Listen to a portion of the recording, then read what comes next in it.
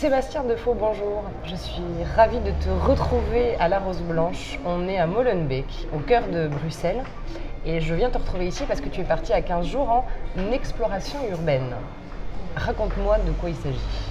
J'ai eu la chance de voyager beaucoup, mais là j'ai 3 enfants, donc je suis en transition de carrière. J'avais envie de partir au loin, mais ça me semble un peu compliqué du coup d'abandonner pendant 1 mois la famille. Et puis est née cette idée de vivre une expérience de voyage au long cours, mais dans ma propre ville en fait. Une des raisons, c'était vraiment de vivre l'aventure au coin de la rue, de changer son regard sur sa propre réalité, sur sa routine.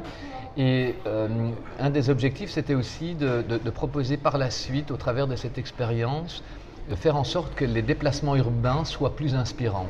Le déplacement urbain dans le contexte de la navette est un peu le point d'orgue du métro boulot dodo. Or que je trouve qu'il y a vraiment moyen, en décalant son regard, d'en faire une expérience inspirante. Voilà, donc avant de proposer ça, j'avais envie moi-même d'expérimenter ma proposition et de ne jamais revenir pendant 1 mois, de ne pas sonner aux portes de mes amis. Que tu connais. Absolument. Et de voir vers où cela me mène. Il y avait des valeurs qui sous-tendaient ta démarche à la base. Tu parles là de mobilité, il y a quelque chose de l'ordre d'aller vers l'inconnu et donc du coup de te dire d'aller vers l'humanité des gens que tu vas rencontrer sur ton parcours. S'il vous plaît. Magnifique. Merci. Si je suis parti, vivre cette aventure, c'est également pour expérimenter le changement de regard. En allant au boulot à pied, si tu veux, c'est un peu un principe de mindfulness. Les personnes que j'ai rencontrées, j'avais conscience de leur présence et plutôt que de laisser surgir des préjugés, enfin, ce qui est un automatisme aussi, qui est très fréquent, enfin, du moins chez moi, eh bien, j'ai essayé de supplanter ça par une intention positive. Et du coup, c'est très curieux, ça a transformé tout mon rapport à mon environnement et ça m'a permis de trouver le courage de quitter mon boulot et de me lancer dans cette aventure et de me dire que de cette aventure, il y a des choses concrètes qui vont surgir.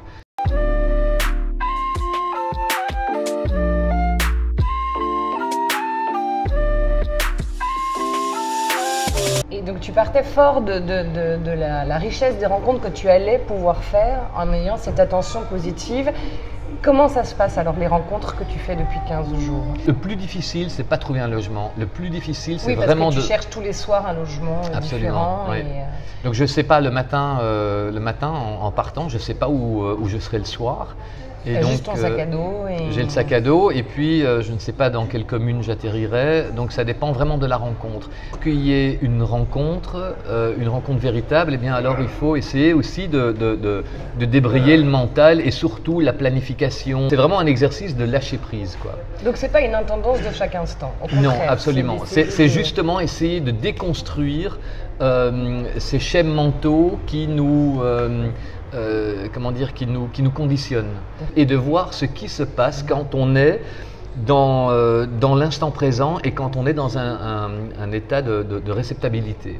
Je pense que mon attitude attire de la chance. Et ça, je crois que c'est vraiment une ligne de force qui est valable pour moi, mais qui est universelle, quoi. Tu parles beaucoup de là où on est, de partir de quelque chose d'intrinsèque. Tu parlais tout à l'heure de la super diversité de Bruxelles. Qu'est-ce que Bruxelles t'apporte? En quoi est-ce qu'elle t'a surpris? Je me suis rendu compte à quel point Bruxelles est une ville fragmentée. Il y a énormément d'univers qui se côtoient, qui vivent l'un à côté de l'autre, mais qui ne se rencontrent pas forcément.